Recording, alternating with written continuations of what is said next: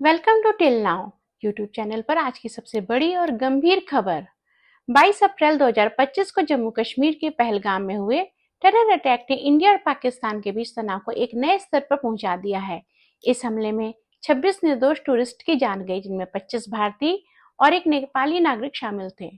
इस हमले की जिम्मेदारी लश्कर तैयबा से जुड़े समूह द रेजिस्टेंस फ्रंट ने ली है, जिसे सीधे हाफिज सईद द्वारा ऑपरेट किया जाता है। हमले के बाद भारत की प्रतिक्रिया। प्रधानमंत्री नरेंद्र मोदी ने इस हमले को कायराना हरकत बताते हुए सख्त शब्दों में कहा, हम हर आतंकी और उसके समर्थकों को खोजकर सजा देंगे, चाहे वे कहीं भी छिपे हों। इसके तुरंत बाद इंडियन आर्मी ने जम्मू कश्मीर में एंटी टेरर ऑपरेशंस तेज कर दिए हैं। बांदीपुरा में लश्कर कमांडर अल्ताफ लाली को एनकाउंटर में ढेर किया गया। इसके अलावा 2 आतंकियों के घरों को बुलडोज कर ध्वस्त कर दिया गया है। एक क्लियर मैसेज कि आतंक का कोई ठिकाना सुरक्षित नहीं है।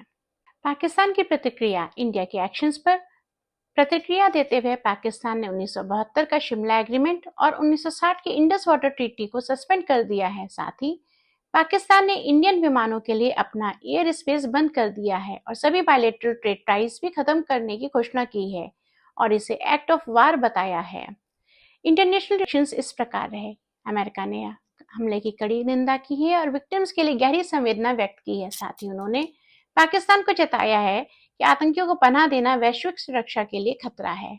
फ्रांस के प्रेसिडेंट इमानुएल मैक्रोन ने कहा, भारत इस कठिन समय में फ्रांस की मित्रता और एकजुटता पर भरोसा कर सकता है। यूके के एमपी बॉब ब्लैकमैन ने भारत के राइट टू सेल्फ डिफेंस का समर्थन करते हुए कहा कि आतंक के खिलाफ भारत के कदम जायज हैं। इस हमले के पीछे लश्कर तैयबा और हाफिज सईद का कनेक्शन तो सामने आ ही चुका है, लेकिन कुछ रिपोर्ट्स ये भी संकेत देती हैं कि इस मॉड्यूल को इनडायरेक्ट सपोर्ट चाइना से मिला हो सकता है।